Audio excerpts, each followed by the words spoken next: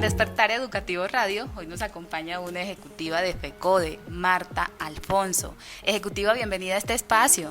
Bueno, un saludo fraternal para el Magisterio de Antioquia, pues ya en este nuevo ejecutivo, nuevamente elegida, además la única ejecutiva de ADIDA, el departamento, hoy en la dirección nacional.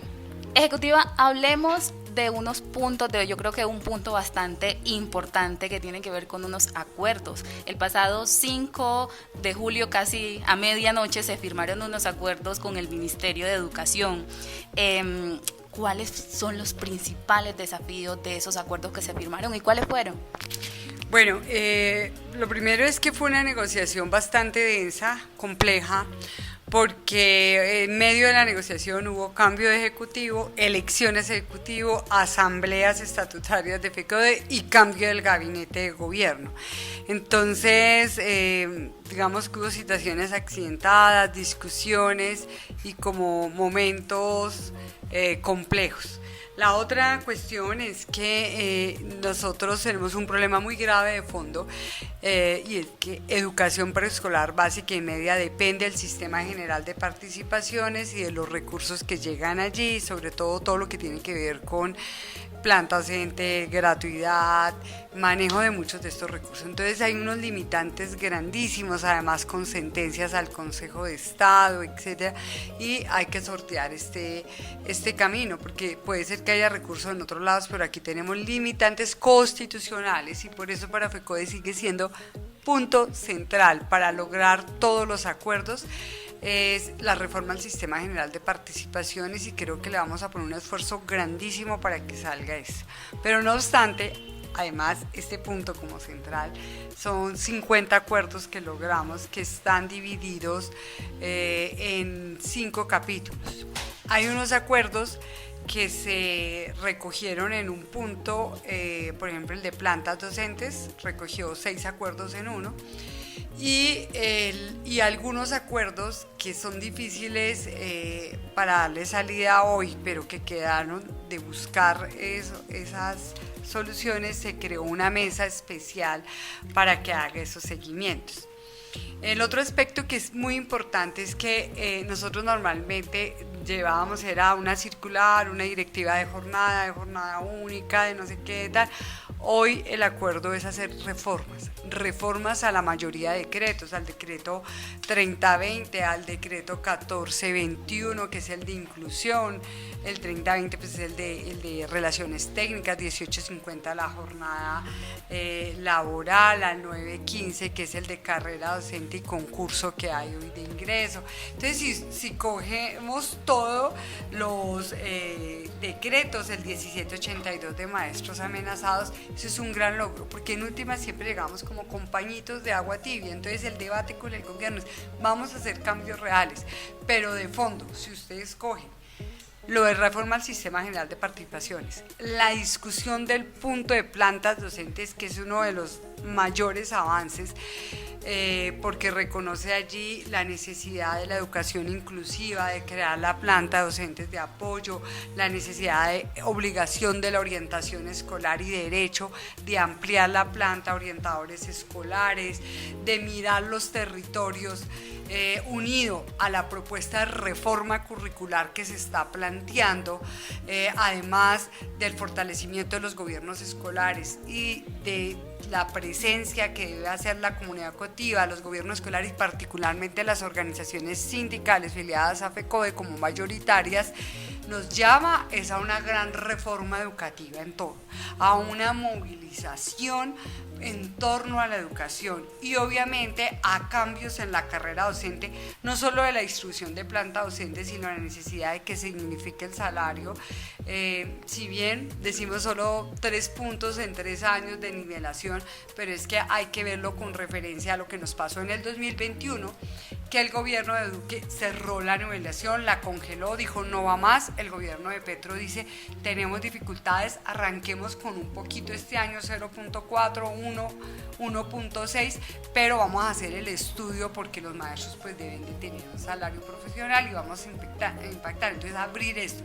Igualmente, ¿no les parece justo, pues no reconocen que todos los trabajadores estatales tengan una bonificación de 35%, mientras que a nosotros nos ha tocado lucharla y arrancamos con un 6, 11, 15, 19, pero para el año entrante 24 puntos, 25, 29 puntos y para el 26, 35 puntos. Y teniendo en cuenta que esta bonificación es el único factor salarial fuera de las horas extras que tenemos ambos decretos para la liquidación pensional. Entonces, yo he invitado a los maestros y maestras que cojan los 5 bloques que tiene el acuerdo. El primero es lo que tiene que ver con la garantía de la educación pública, donde está todo el debate de financiación, plantas docentes, fortalecimiento del preescolar, de la básica, de la media, la educación inclusiva, los gobiernos escolares, la JUME, que tiene que ver con todo ese debate del contexto de lo que significa educación pública,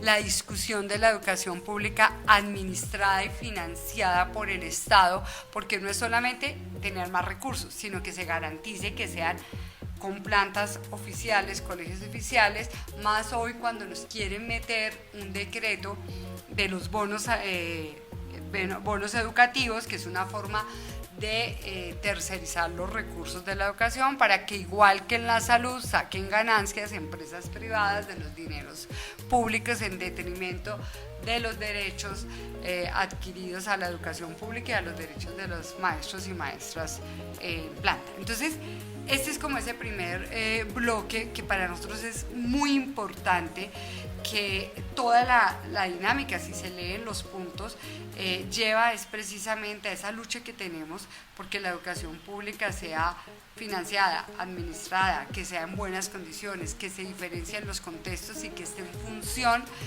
del país y no de unas pruebas estandarizadas. Bueno, respecto a esos bonos ejecutivos, si bien es cierto, muchos maestros obviamente rechazan esa medida. Recordémosle cuál es la postura de FECODE frente a esa medida de esos bonos educativos. Listo, bueno, digamos que la propuesta de bonos educativos que ha presentado el Centro Democrático tiene como objetivo buscar que se le entregue un auxilio a las familias para que las familias decidan en qué institución privada o pública, según ellos, pueden estudiar. Nosotros sabemos que la educación pública tiene muchísimos problemas que resolver, pero no somos nosotros los causantes de la crisis. La crisis ha sido el manejo que se da durante muchos años. Pero esto no es nuevo, quiere mostrarlo como novedoso. O sea, aquí durante los años 2010, 11, 12 hubo unas grandes denuncias, y en Antioquia sí que fueron grandísimas, sobre estudiantes fantasmas. Se estaba pagando el doble por estudiantes fantasmas. Entonces, estudiantes fantasmas en la educación pública y un escándalo en todo el país. Y cuando fueron a revisar, eran todas las concesiones que habían, colegios en manos de privados que pasaban nóminas de estudiantes al sistema maestro, que les cambiaban una letra en el documento de identidad, un apellido, tal, o sea, estudiantes fantasmas que no existían. Entonces, típico de quienes que viven es de la ganancia. Y la otra es la experiencia que hubo con Serpilo Paga, que cogió la plata para tener 40.000 docentes, que quebró las universidades públicas. Y entonces esto dio dos fenómenos. Uno, que las universidades privadas subieron la matrícula altísima para verse beneficiados, y que restringió el derecho a la educación a una pequeña población.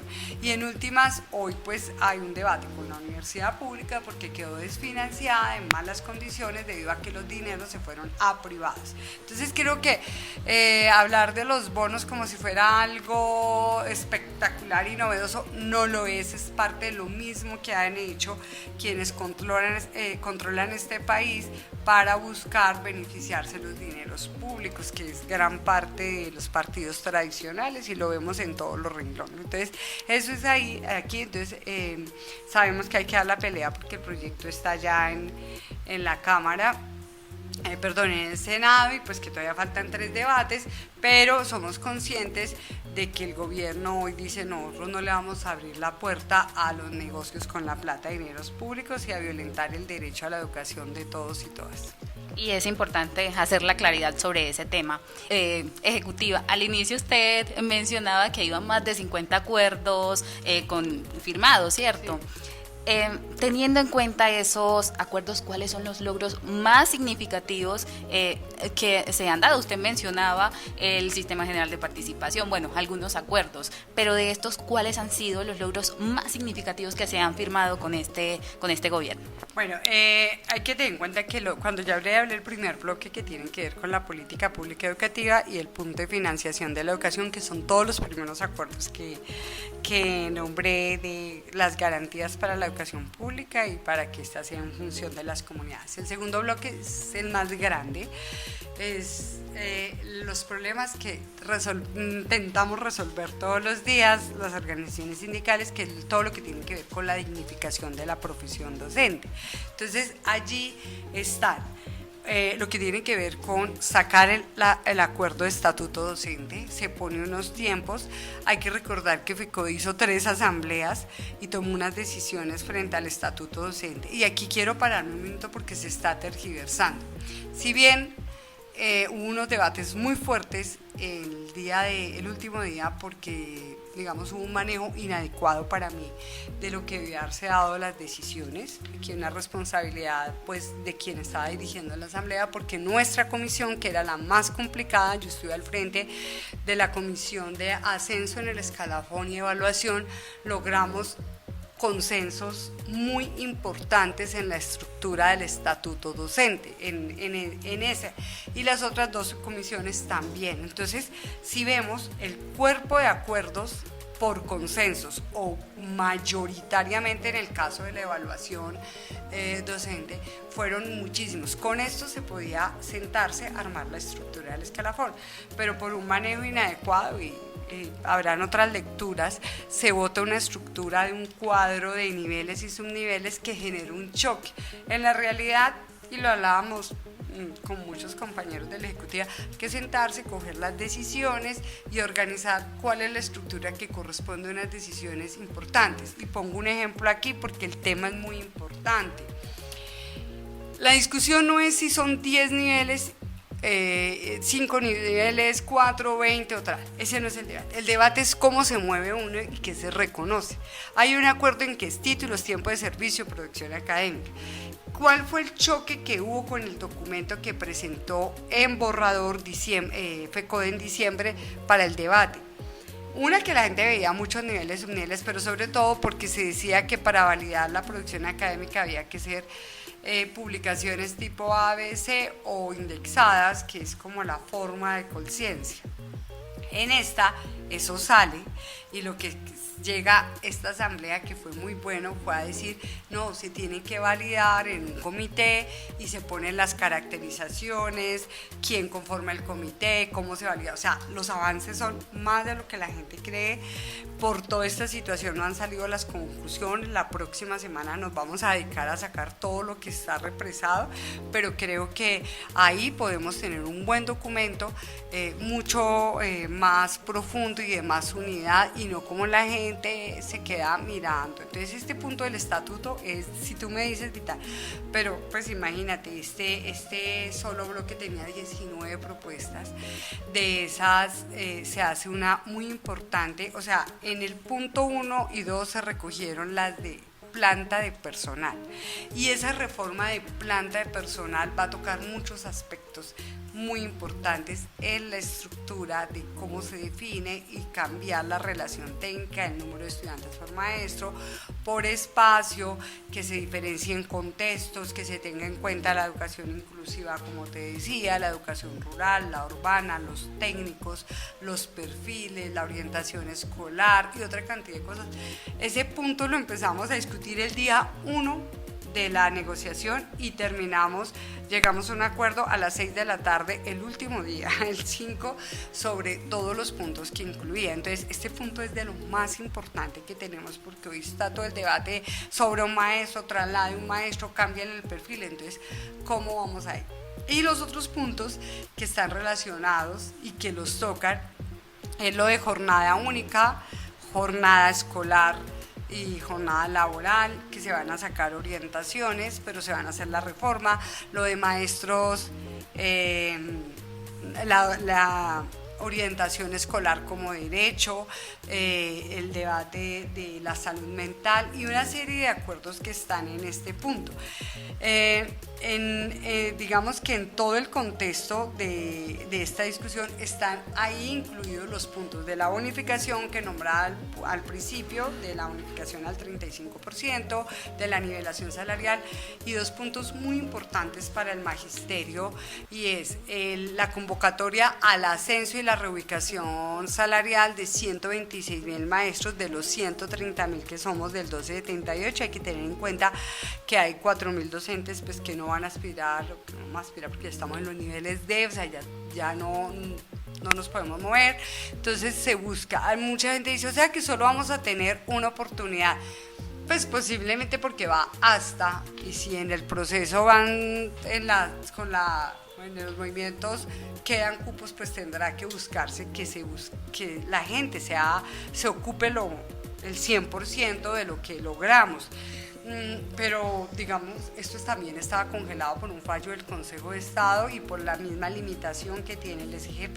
Entonces, se saca este acuerdo, pero al principio en el capítulo 1 se dice el gobierno se compromete a buscar los recursos, incluyendo los del ascenso. Entonces, por eso les digo, hay que leer todo el texto, porque uno avanza y se devuelve, bueno, ¿y esto cómo se garantiza? Vea el capítulo 1, pero esto está relacionado con el capítulo 3 que plantea el debate de lo pensional o lo prestacional. Entonces, es un pliego pensado para que se vea transversal y articulado. De todas estas reformas que se van a plantear, pues más que nosotros sabemos que algunas van a ser circulares, pero lo que decíamos, entramos en un proceso de la reforma. El bloque 3, que tiene que ver con lo de salud y prestaciones, hay una gran preocupación, hay dos debates que tenemos que abordar. Uno, que es el mal manejo de la fiduprevisora. Si ustedes ven ahí acuerdos como que se aplique la norma para que la fiduprevisora, que es el fideicomitente, haga los pagos a tiempo de las cesantías, de los intereses de cesantías, de las demandas, la atención de salud. Entonces nosotros tenemos una discusión interna porque durante el proceso del Plan Nacional de Desarrollo, en el artículo, había un artículo 102 que propuso el gobierno, que era acabar con la fiduprevisora, que es la intermediaria, y crear una entidad del Estado para que directamente administrara los recursos del FOMAC. Incluso alcanzamos algunos a debatir para que se hicieran ajustes y no se perdiera la esencia del FOMAC, pero no hubo acuerdo dentro del Ejecutivo de FECODE, y al no poner una posición, había unos que estábamos defendiendo el artículo, los abogados se fueron a hacer el lobby, los que viven del fondo, de las demandas del fondo, de los grandes abogados, y lograron en ese lobby parlamentario hundir el artículo 102. Y hoy tenemos el mismo problema administrativo. Y el otro punto grueso es que estamos en la licitación de los pliegos. Hoy precisamente los nuevos representantes al fondo de prestaciones estuvieron en la discusión, pero ¿qué hicieron las prestadoras? Nosotros logramos unos muy buenos pliegos donde se incluía lo que siempre hemos peleado, y es aspectos del reglamento que obliguen a cumplir el contrato de salud de verdad en su extensión. Pero resulta que había más de 1.200 observaciones, unas por las mismas prestadores y otros que parecían bodeguitas, para pedir que se cambiaran los términos de contratación. Hoy hubo la discusión, no he podido leer, pues que acabo de llegar. Yo espero que nuestros dos nuevos representantes hayan defendido con toda la vehemencia que lo hicieron los anteriores representantes al FOMAC, que lamentablemente pues se hace un cambio y no sabemos, yo espero que lo hayan cumplido. Y ya cerrando los otros dos bloques. Uno es el que es muy importante, es de garantías para el ejercicio de la profesión docente y de la actividad sindical, que tiene que ver con derechos humanos. Va a haber una reforma a la ruta de docentes amenazados, que es el decreto 1782, pero también están todos los aspectos de permisos sindicales, de reparación colectiva, de reconocimiento digamos, a los maestros y a sus condiciones en el territorio respecto al conflicto armado y a otras situaciones que no se tienen en cuenta. Y un capítulo que hay ahí de un acuerdo de desarrollarlo de Escuela Territorio de Paz. Y por último está la parte de bienestar docente, que tiene que ver con los juegos del magisterio, y se van a separar juegos del magisterio y se aumenta lo cultural, el encuentro cultural, la financiación nacional, ¿sí? y pues un llamado a que las entidades territoriales cubran la fase zonal en lo financiero también. Y está lo de reglamentación de vivienda. Eso es como un resumen. Vivienda para los educadores, un resumen así de todos estos aspectos, pero hoy es un llamado que tiene que hacerse unánime, independiente en nuestros debates en el Ejecutivo de FECODE, para movilizar absolutamente toda la estructura sindical. Nosotros necesitamos que todas las filiales con sus subdirectivas, delegados, entren a activar las JUMES, las JUDES, todas absolutamente, porque estas tienen que cumplir el papel real, que los foros educativos ayuden a trazar la política pública y movilizar a las comunidades educativas en defensa de la educación pública, pero también para reformarla, transformarla en unos contenidos que corresponden a este gobierno del cambio y que quedaron especificados en el Plan Nacional de Desarrollo, con los cuales no solo estamos de acuerdo, sino que fuimos parte de aportar el debate de la paz, de una educación antirracista, de una educación que logre transformar los territorios y que reconozca las realidades de Colombia, es de vital importancia. Bueno, ejecutiva, ya para ir finalizando, sabemos que todos estos aspectos son fundamentales, son importantes, pero de pronto hubo un punto en esas negociaciones que causó conflicto, que generó debate. ¿Cuál fue ese punto? Bueno, lo dejé para último. Durísimo, pues hubo muchos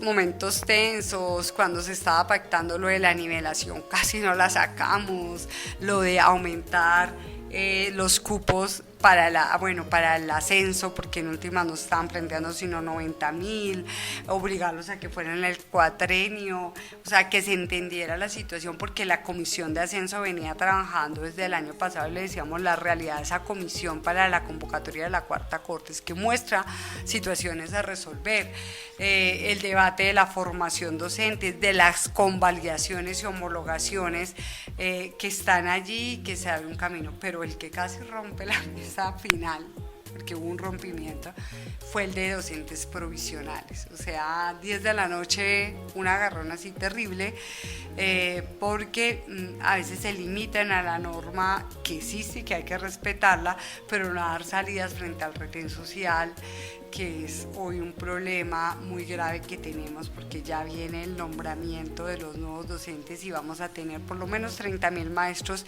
que están hoy por fuera, y ante esa inminente situación pues hubo debates, pero se buscaron salidas, lo de activar con las cajas de compensación todos los seguros de desempleo y acompañamiento, lo de garantizar que se cierre el humano con la gente que está hoy en planta en provisionalidad, y se va a modificar para que cuando vuelvan a aparecer plazas sean esa gente la que quede como candidatos a ser llamados para que pues tengan una primera opción, la garantía del retén social, y obviamente un acuerdo fundamental, que es que el próximo concurso docente se modifique para que la prueba eliminatoria tenga en cuenta la experiencia y el arraigo. Esta propuesta es una propuesta de FECODE muy fuerte en el pliego anterior, y fue muy duro porque producto de lo que ha pasado con concurso PDF, nosotros caracterizamos las problemáticas y veníamos en debate con el ministerio demostrando que era vital que el arraigo sobre todo y la experiencia en estos contextos se tuviera en cuenta en las pruebas eliminatorias, pero cuando llegaron a la mesa en el 2021 dijeron no. Con este gobierno se debatió mucho mirando la norma que había que modificar.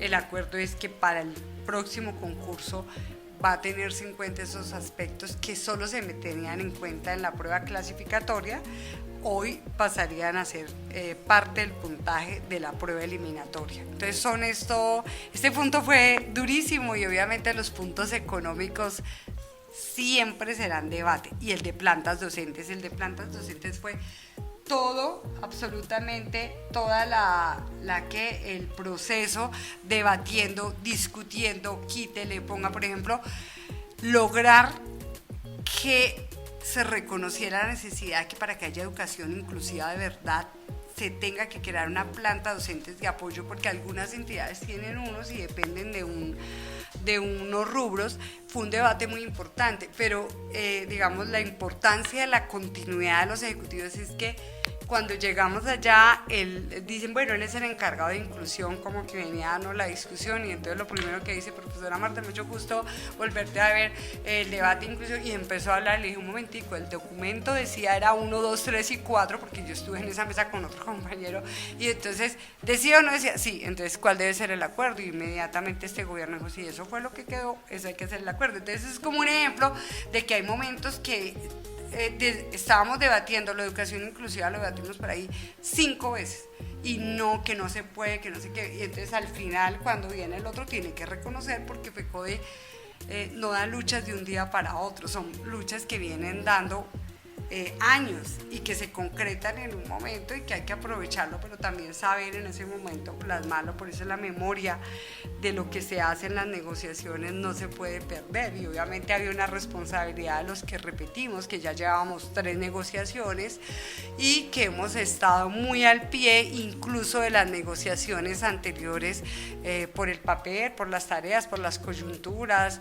por el trabajo de equipo. Entonces eso ha permitido digamos sumar, ¿no? Porque el ejecutivo anterior tenía varios dirigentes que tenían bastante tiempo, pero en yo era una de las antiguas en este momento. Ejecutiva, para finalizar, ¿cómo se le va a hacer seguimiento a estos acuerdos? Bueno, hay un acuerdo de cierre que quedó así como marcado, que es el cumplimiento del retroactivo del curso de los 8.000, para que no se nos quede por fuera. Ahí está el final de acta.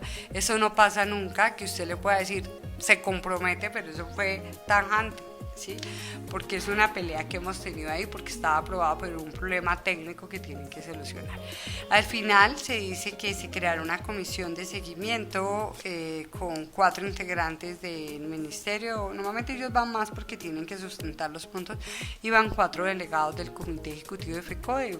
Normalmente es presidente, secretario y uno más de la mayoría, y normalmente la minoría, yo estoy en minoría, tenemos uno. Eso es normalmente lo que ha sido como los niveles, y pues el objetivo es sacar los acuerdos, pero incluso la próxima semana, el lunes, nos toca sentarnos a hacer la tabla de tiempos, de tareas, de productos, de asesores técnicos, porque 50 acuerdos, nunca vamos a tener un pliego tan largo como este. Bueno, algo muy importante, 50 acuerdos entre FECODE y el Ministerio de Educación Nacional. Definitivamente esto va en beneficio, obviamente, del magisterio antioqueño y del magisterio en general. Marta Rocío Alfonso, ejecutiva de FECODE, muchísimas gracias por su participación en Despertar Educativo Radio. Bueno, muchas gracias a ti, pues espero que esto dé claridades, porque hay mucho trabajo, pero el trabajo no es solo del ejecutivo, va a ser de las juntas directivas de las filiales, de las juntas directivas de todas las subdirectivas que hay en el país, de todos los delegados y de la base del magisterio colombiano, que hoy debe fortalecer la afiliación sindical en FECODE y sus sindicatos filiales, y debe dar como ese compromiso, porque esto no lo transformamos 15 personas arriba, esto es una tarea de todos y todas a nivel nacional.